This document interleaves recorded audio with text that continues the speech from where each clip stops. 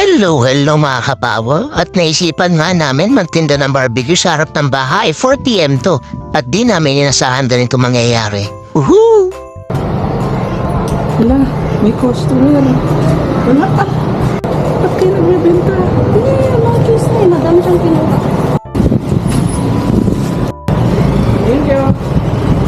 Ang plano lang naman talaga namin ipapa-taste test namin sa mga tropa. Pero di namin na-expect na dudumugin kami at may mga bibili sa amin. Oh my God! So, as of 5:34 PM, sold out na. Sold out na. As of 5:35, sold out na. Parang wala pa yata 2 oras. Tapos na. First day. Maraming salamat sa mga dumating at sa mga tumangkilik. Yup!